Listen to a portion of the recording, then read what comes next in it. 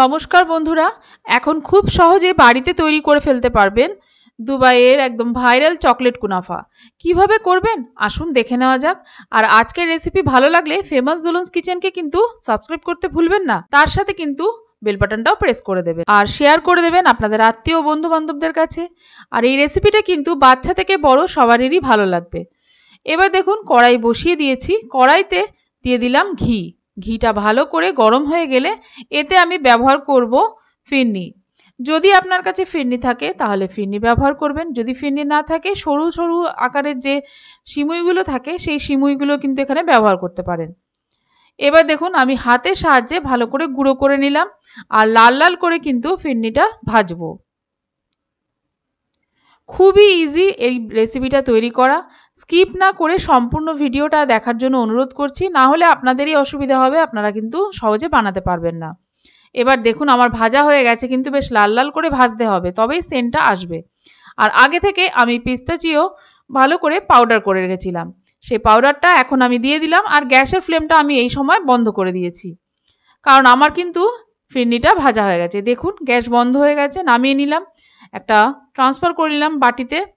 এবার এর মধ্যে আমি মিষ্টিটা যাতে ব্যালেন্স হয় তার জন্য দিয়ে দিলাম এখানে কনডেন্স মিল্ক। যদি আপনার কাছে কনডেন্স মিল্ক না থাকে আপনারা চাইলে এখানে পাউডার সুগারও ব্যবহার করতে পারেন, অথবা হোয়াইট মিল্ক চকলেট যেগুলো হয় সেগুলোও ব্যবহার করতে পারেন।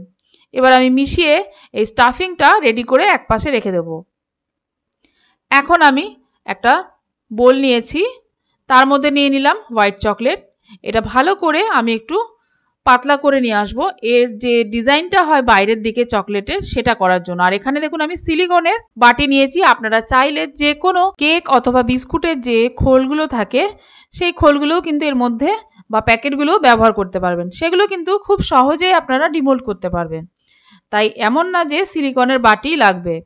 এবার এটা আমি সেট হতে দিলাম, কিছুক্ষণ বাইরেই রেখে দিচ্ছি, তাতেই একটা জমে যাবে। আর এখন আবারও একটা বাটি নিয়েছি, তার মধ্যে আমি এখন কিন্তু ডেয়ারি মিল্কের চকলেট নিয়ে নিয়েছি। এই চকলেটটা গলিয়ে নেব। গোলানো হয়ে গেছে।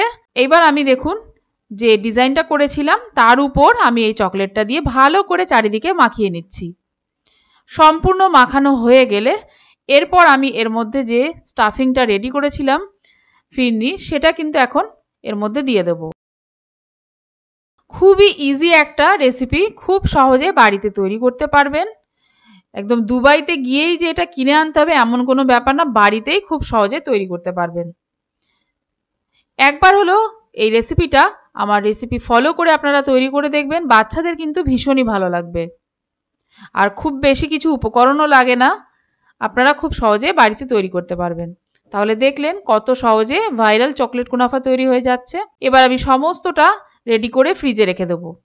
ফ্রিজে রেখে দিলাম, ফ্রিজ থেকে বের করে নিয়ে এসেছি, দেখুন আমার কিন্তু পুরোপুরি সেট হয়ে গেছে। এখন আমি আপনাদেরকে খুলে দেখিয়ে দিচ্ছি। আর যেভাবে আমি সিলিকনের এই বাটিটা খুলে নিচ্ছি ঠিক সেইভাবে আপনারা কিন্তু বিস্কুটের প্যাকেট অথবা বা কেকের প্যাকেটে যদি আপনারা তৈরি করেন তাতেও কিন্তু আপনারা এইভাবে ডিমোল্ড করতে পারবেন। তাহলে দেখলেন কত সহজে তৈরি করে ফেললাম। আশা করব আজকের রেসিপি আপনাদের ভালো লাগলো। ভালো লাগলে লাইক ও সাবস্ক্রাইব করার জন্য অনুরোধ করছি, আর সঙ্গে থাকা বেল বাটনটা প্রেস করে দেবেন, তাহলে যখনই আমি নতুন কোনো রেসিপি আপলোড করব সবার প্রথম আপনার কাছে নোটিফিকেশান যাবে। আজকের মতো এই পর্যন্তই, ধন্যবাদ।